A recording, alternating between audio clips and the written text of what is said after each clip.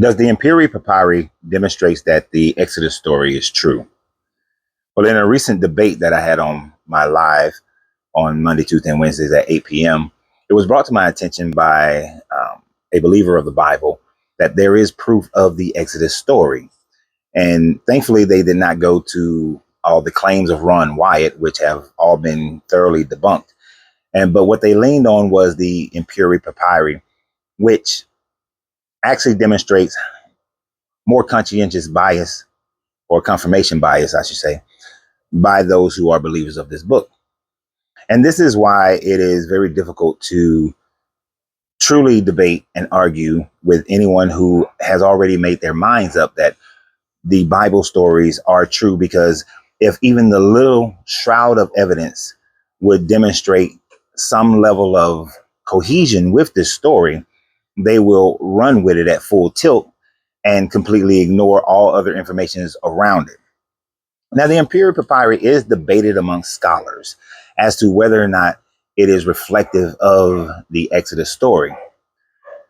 When you look deeper into it, and I will provide you some of the information, I will allow for you to make up your own minds as to whether or not the Ipwuer Papyrus is a retelling from an outside source in Egypt of the Exodus story. And therefore, you can make up your own mind as to whether or not it is valid or not. So the question now is, what is the Ipwuer Papyrus? At the time frame that I was being asked about it, I didn't quite remember much about it, but I spent a few hours going over research, PhD papers concerning the Ipwuer Papyrus, and this is the information to which I have discovered or rediscovered concerning this, because it is something that I did research some time back. Well, the Ipwuer Papyrus was written in and around the 1800 BCE up until around 1600 BCE. Now, as you well know, the Exodus story could not have happened in Egypt in that time frame. It had to have happened in around 1300 BCE to 1200 BCE in order for the story to fit any level of the historical narrative. The fact that it mentions the city of Pi Ramses puts it in that 12th century, 1200 BCE time frame. The time frame that would match up with biblical chronology based on who begat whom and what age they were when they did their begatting would put it in around the 1300 BCE time frame. So on either accounts, the Exodus story could not have happened between 1800 BCE and 1600 BCE. So therefore, that is one indication that there is an improbability that the Ipwuer Papyrus is a valid document from the Egyptians that would demonstrate that the Exodus happened.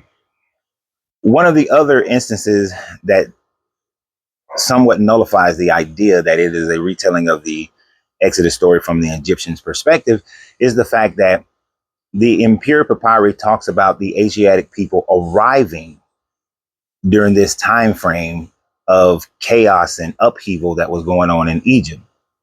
More on that part later. But that these Asiatic people were arriving and not leaving during this time frame. Now, some of the people who support it as a biblical historical document, well, not a biblical accounting that is similar from an outside source, is the fact that it talks about that when the river, the Nile River, turned red or as blood, that the servants ran from it, and many of the servants ran away. This doesn't indicate that there was a mass exodus of slaves who left Egypt. This just merely sounds like the water turned red, and the Nile River often does this at heavy times of flooding when red sediment comes from what we now call Ethiopia and Sudan. When that red sediment during heavy rainfalls and floods flows up the Nile River into the Nile River Delta and then into the Mediterranean Sea, and it gives the appearance of a red river as blood. But of course, in the biblical narrative, it says that all the waters in Egypt turn to blood, not as blood, but turn to blood. that all the water in pots and all the water that's in storage, all the other rivers and lakes turned to blood, because it used the finite term of all the waters of Egypt turned to blood.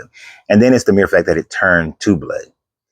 Now, there is a contradiction within the biblical narrative when it says that people dug along the banks of the Nile River and they were able to get water. But if the water is blood, that's an impossibility and therefore an improbability, and makes the story false within itself. But it says that all this, they ran from the river, not running from the country itself. So that is another indicator that it is not a biblical recounting. It is not a recounting of the biblical story. The upheaval that was going on in Egypt at the time was talking about how the society was flipped upside down.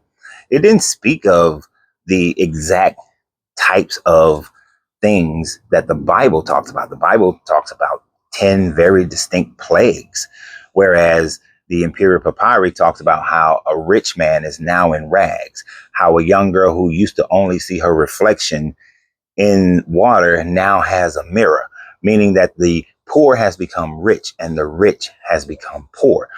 It talks about people looting the grave sites of the Pharaoh. These are not in any way, shape, or form discussing the so-called upheaval that the Bible describes in the Exodus story. These are talking about massive societal changes as far as the power structure and the or aristocracy to the poor people within the Egyptian society. It would be as if all the rich people in America all of a sudden became poor and the poor people became wealthy, or at least middle class, because to own a mirror in that era was a sign of opulence. So the Ipwuer Papyrus fails to disclose those exact 10 plagues and fail to even remotely come close to the type of societal changes that occurred uh, with the flood, compared to the societal changes that it actually discusses. So just those facts alone um, leads me to understand that the Ipwuer Papyrus is talking about a situation where the water turned like blood, turning red. And it is more than likely that this story was borrowed from the Egyptians and added to the biblical narrative of the Exodus, and subtle and changed in major ways in order to fit that storyline, but that it is not the Ipwuer Papyrus referencing what had happened in Egypt according to the Exodus story. So although this is being debated by apologists, the scholastic consensus from non-biblical apologists are in the mindset of saying that this is in no way an outside source that validates the Exodus story. So that is one thing that you will learn about me. I do not, if I don't remember something or don't know something, I will tell you that I don't know, but I am willing to go and do the research with an open mind to see. The first things that I read had me thinking that this might be a possibility. But the more and more that I delved into the information and read peer reviews, I came to realize that the Exodus story is still an unfounded, non-historical, zero archaeological evidence that this had ever happened. And this is talking about people coming in, not people going out. But the biblical mind will say that, it was the Asiatic people coming in between 1800 BCE and 1600 BCE.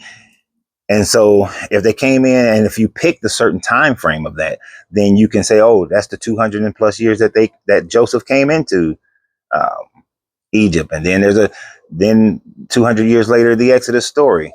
But the problem is that even if that part was accepted, you still have a problem that all the plagues never happened, and that the upheaval was a different type of upheaval of society at that time frame, and all the waters didn't turn to blood.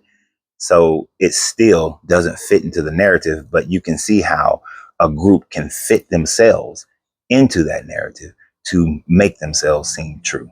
So y'all have a great day. And always remember, you have to free yourself to be yourself because your greatness is non-negotiable. Good journey, good vibrations.